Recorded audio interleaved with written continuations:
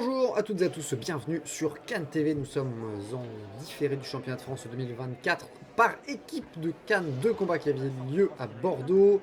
C'était en mars. Et pour commenter cet assaut, je suis avec Zippo. Bonjour Zippo. Bonjour Xavier, bonjour Can TV, bonjour Twitch. Aujourd'hui, nous avons comme assaut du coup les Lascars en rouge face au Sport Athlétique Mérignac, le SAM.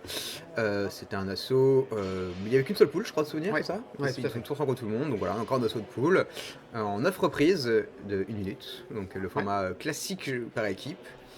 Dans l'équipe rouge, nous avons du coup Fautré Chloé, Jacques et Maxime et Léger Briguet Léon. Alors les Lascars, c'est le club de Lasca à Paris.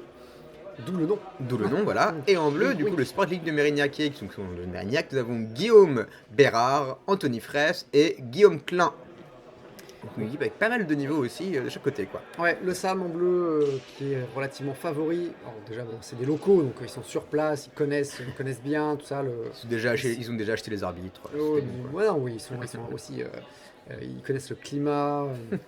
Les températures locales. Voilà. Mais surtout, en fait, il y a parmi eux deux tireurs de première série. Et puis donc un autre tireur qui est relativement expérimenté. Là où en face, pour les Lascars, eh bien, ce sont essentiellement des tireurs de deuxième série, mais qui vont en tout cas ne pas se laisser faire. On voit que ça commence avec Léon face à Anthony, justement. Rapide et efficace, hein, Léon qui va directement chercher la jambe arrière dès les premières secondes de l'assaut pour bien chercher la touche et bloquer les mouvements offensifs de son adversaire. Ouais, l'objectif, c'est clairement de marquer des points dès le début et ne pas se laisser distancer parce que c'est difficile de remonter au score, comme d'habitude. Par de riposte là de Léon qui est bien joué, Léon très dynamique, très rapide. Ouais. Anthony un peu plus sur la défensive, mais néanmoins bondissant, tel que C'est ça. je viens de voir. Mais attention, danger de toutes les attaques sautées, c'est bien sûr les armées. C'est plus dur. Par de riposte d'Anthony.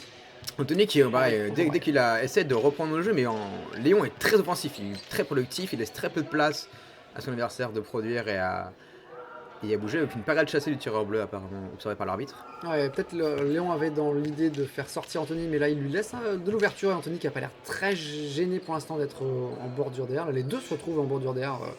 Les rôles se sont de nouveau inversés et on voit Léon qui justement enchaîne, fait des attaques vraiment enchaînées, qui va chercher l'attaque avec même un enlevé. Un On enlevé. avait jamais cru voir ça en compétition. Bien qu'on en voit de plus en plus. Il y a de plus en plus de tireurs qui les tentent, surtout à ce championnat de France. On les a vus vraiment faire. Il y a Amélie, je crois Rémi Bérard en fait pas mal aussi. Voilà, là, ces tireurs incroyables. Guillaume Klein qu'on voit rentrer là pour l'équipe bleue face à Chloé Fautré. Guillaume Klein aussi fait des enlevés, on va voir s'il il en fera dans cette reprise. En tout cas Guillaume, donc dynamique, très énergique également. Ouais. Dès qu'il est arrivé, il a tout de suite un peu son adversaire, son style et ses attaques. Il est vraiment dans un mouvement offensif, il laisse très peu de place à Chloé en face. Ouais, Chloé qui se défend pourtant bien. On l'a vu être touché en jambe, mais on l'a vu également pas sortir à l'aise en périphérie et elle arrive à se déplacer, à pas sortir de l'air. Donc pourtant Guillaume essaye, Guillaume cherche à pousser, Ouais, il la à la pousse, faire sortir, et Chloé qui se repositionne.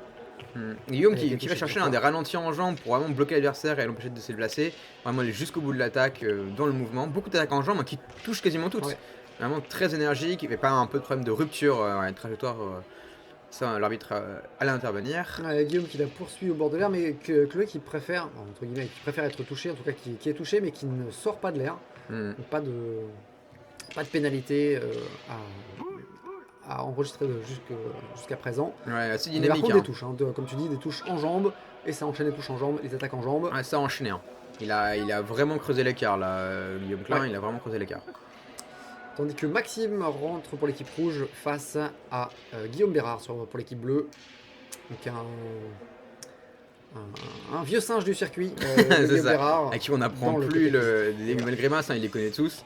Pas mal. Direct il arrive, c'est ça. Direct il arrive, il enchaîne avec beaucoup d'enchaînements d'attaques très rapides, très enchaînées, très peu de place à l'adversaire. Maxime qui se défend bien, on voit pas riposter, mais Guillaume est présent sur la riposte, sur la parade de la riposte et de reprendre la main derrière. Donc il absorbe complètement les ripostes de Maxime. Et il le pousse, il est au bord de l'air là, on le voit, et il les sort même. Ouais, voilà. Il a réussi à le faire sortir. Moins à l'aise que Chloé en bordure d'air apparemment. Donc ça fait une pénalité pour l'équipe. Pardon, je me suis trompé, excusez-moi, problème mécanique. Donc là. Et c'est reparti. Et c'est reparti, avec directement une attaque en flanc de Guillaume qui vient chercher sur le parade de riposte à un flanc. Belle opportunité encore une fois d'aller chercher. Il Ouais, lâche. ouais, Maxime qui cherche des ouvertures, mais qui n'en trouve pas chez Guillaume, hein, qui a une bonne défense, parade plus esquive, hein, on le voit pareil plus esquive de la jambe avant, mais ça, cette fois-ci, c'est touché. Ça va chercher, hein, on voit qu'il y a une opportunité là. Guillaume qui joue très près, hein, naturellement, qui a cette habitude de jouer très près, va Ouais, aussi empêcher son adversaire de la produire. Ouais, Et il ça repousse repousse Maxime l'adversaire. sur le bord de l'air. Je crois même qu'il l'a refait sortir encore une fois. Ouais, j'ai cru voir. Ouais, ça a l'air d'être validé par l'arbitre. Ok. Et il y a façon de tuer le tireur rouge, hein, comme le tireur bleu est très proche, le tireur rouge avant son attaque. Maxime qui reprend, qui se recentre, mais qui touche une zone non valable. C'était le genou, et pas de genou. Mhm. Genou, ça fait mal. Ouais, et remarque du tireur, l'arbitre sur le tireur d'attaque de l'armée du tireur rouge, qui est un peu débordé en cette situation et qui du coup Ouais, arme un peu moins. qui cherche sans doute à dépasser ses limites, mais le problème c'est que justement ça se dégrade à ce moment-là. Léon qui rentre face à Guillaume. Guillaume Là, Klein. un assaut dynamique. Les deux tireurs sont dynamiques dès l'entrée. Le tireur enchaîne, beaucoup de parades, beaucoup de ripostes, beaucoup d'esquives. Les deux tireurs qui sont beaucoup d'enchaînements, qui laissent très peu de place aussi à du déplacement aussi. Là, on voit directement Léon qui enchaîne, hein, qui reprend justement le débordement. Avec un Guillaume Klein qui tente derrière à reprendre la parade de riposte et l'enchaînement. Avec une Attention, porte de la cible. surface. J'avoue que je l'ai pas vu. Et parade riposte, hein, pour Léon qui est un peu plus sur la défensive dans ces phases-là. Mhm. Mais qui c'est bien absorbé à chaque fois aussi par Guillaume Klein. On voit contre-attaquer en plus sur la riposte de Léon. Et ça touche. Ça touche en tête. L'avantage qui se confirme, hein, pour l'équipe bleue. Ouais, l'équipe bleue a un avantage, hein, comme on l'avait dit, d'expérience face à l'équipe rouge. Ouais. Mais là, on voit Guillaume Klein justement qui va chercher avec rapidité face à un Léon qui est malgré tout très efficace et qui se laisse pas faire. Ouais. Il a un vrai avantage tactique et technique, quoi. Ouais, là c'est la riposte de Guillaume Klein. Attention à la défaut de priorité. Guillaume remarque avait pareil de riposté l'arbitre, du même côté, donc il avait réarmé avant Léon. Compliqué à voir ce mouvement-là. Les deux tireurs étaient très rapides aussi.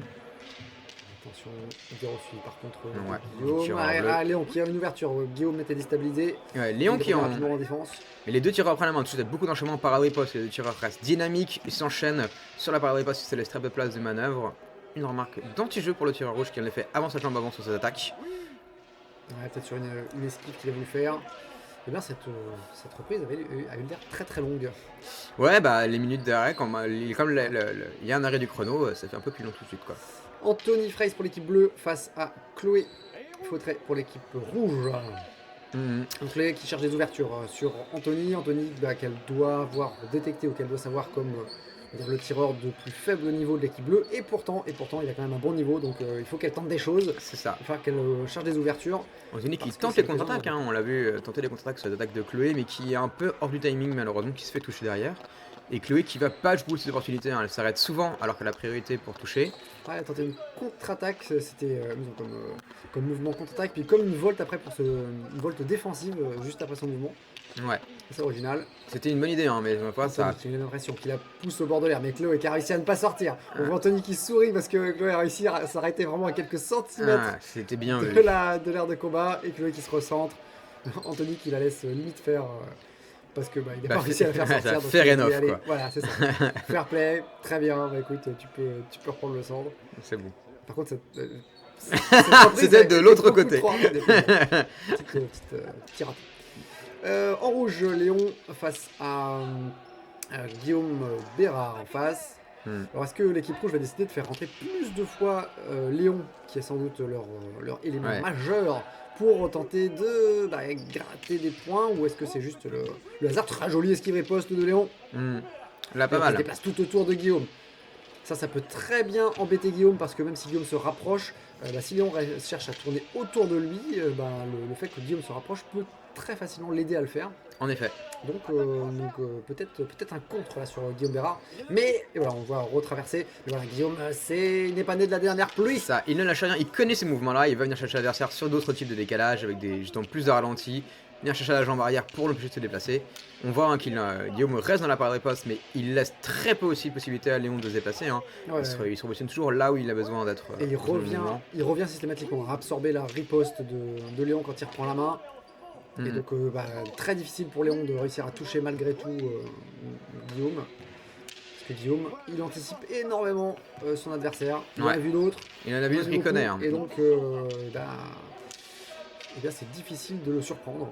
Canne cassée apparemment. En tout cas, vérification, défaut de priorité, attention tireur rouge.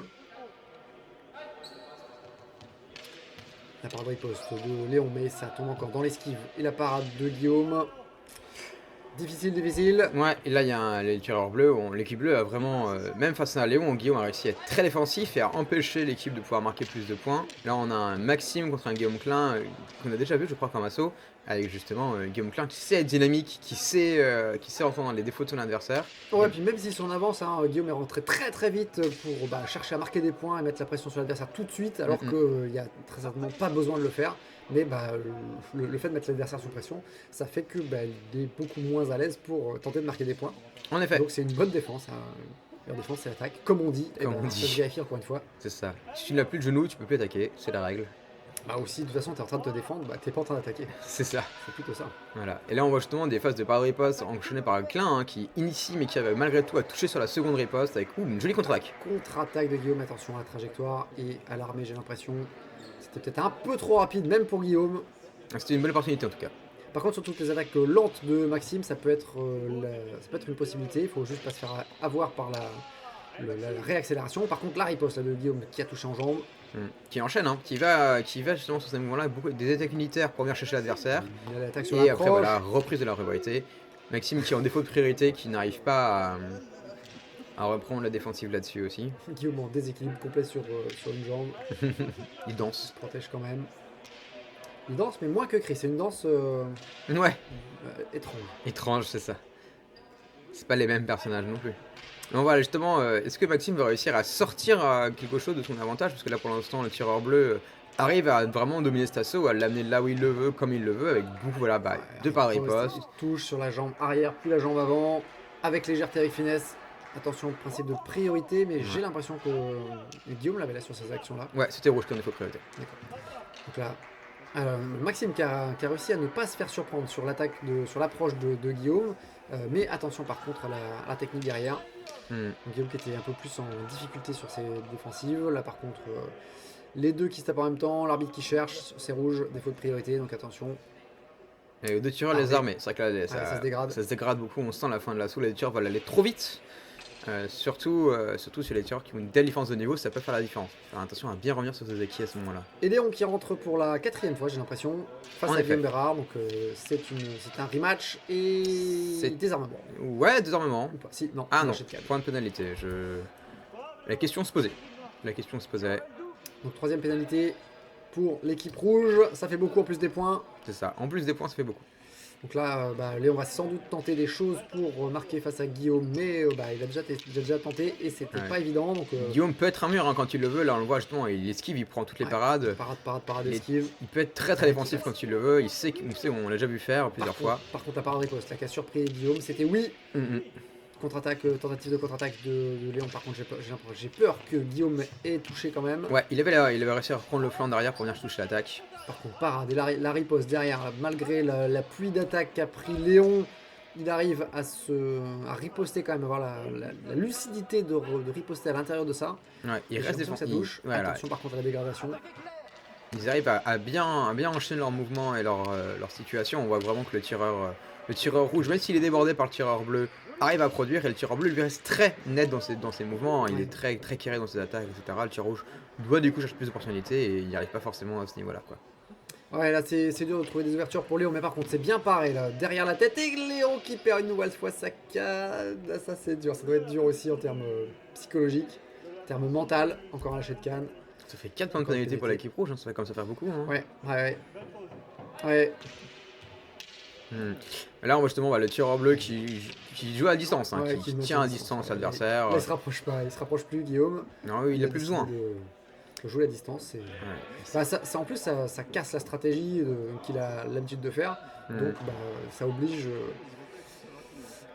oblige Léon à réfléchir et donc à perdre un peu de temps. Et enfin pour la dernière reprise. Anthony contre Chloé, le match retour. Est-ce que c'est pas Anthony qui va réussir à la faire sortir? C'est la question qu'on se pose tous. En tout cas, va-t-il réessayer? On voit Chloé qui est déjà relativement sur la défensive. Elle tente des feintes là pour en tout cas une sorte de combat intermédiaire, mais ça fait pas beaucoup réagir Anthony. Peut-être que les feintes manquent un peu de conviction. Par contre, Anthony là qui trouve la tête de Chloé. Enchaîné sur une jambe, hein, qui directement va jusqu'à l'enchaînement et va chercher l'opportunité. Dès qu'il déclenche, il enchaîne. Tentative d'attaque de Chloé, très unitaire pour espérer elle est pas rassurée. Elle y va avec beaucoup de précautions, mais le problème c'est que c'est la dernière reprise, donc est-ce que c'est vraiment le moment de prendre beaucoup de précautions? Ouais, non, c'est là Pas il faut sûr. enchaîner quoi. Ils ont pas le temps pour ça, hein, malheureusement. Ouais, mais c'est difficile, hein. Une fois qu'on a passé 8 reprises à pas trop savoir comment trouver des ouvertures, à pas trouver beaucoup d'ouvertures face à des adversaires, Hmm. c'est pas évident du tout. Et Anthony qui presse Chloé, hein, qui avance beaucoup. Ouais, Chloé qui est sur de la riposte plus volt, c'est ça. plus revolte derrière. Qui Plus tente des choses, hein. C'était une bonne idée, c'était joli, Ouais. mais c'était pas forcément dans le temps non plus quoi. Non, et puis bah, il faudrait que ce soit beaucoup plus, enfin, on produit en beaucoup plus grand nombre et que ça touche systématiquement pour que ça remonte au score. Hmm. Parce qu'on est à la fin de la reprise et donc de l'assaut. Ouais. Bah voilà, un assaut marqué par le jeu des pénalités, hein, quand même 4 pénalités pour l'équipe rouge, ça fait quand même Ouais. beaucoup de points en plus pour l'équipe bleue. Ouais, 2 sorties d'air de la Shetkan, je crois, c'est ça? Exactement. Oui, c'est ça, exactement. Ça fait quand même pas mal. 3 chicanes, non 3 Shetkan, 3 chicanes, une sortie d'air, je crois.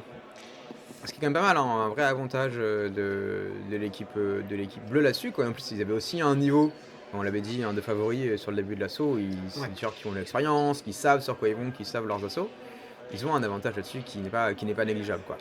Ouais, bah, l'équipe rouge bah, devait le savoir dès le départ, hein. C'est pas comme si ils les découvraient. Je sais pas du tout où est-ce qu'on en est dans les assauts de la journée, mais Non. les tireurs en face sont relativement connus, surtout si vous regardez Cannes TV, bien sûr.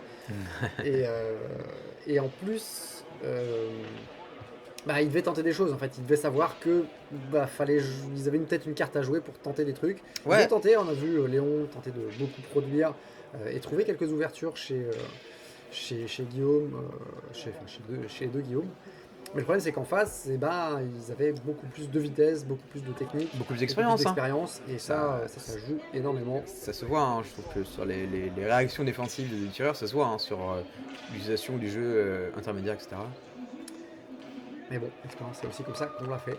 Et voilà, une majorité, une victoire à l'unanimité de l'équipe bleue, hein, ce qui était assez attendu. Évidemment, les points de pénalité feront la différence là-dessus. Bah oui, enfin non, font pas trop Ça, non, Oui, oui, ça reste cohérent, quoi. Oui, c'est tout à fait. Bien, et bien sur cet écran noir, nous allons nous laisser. Merci Zippo.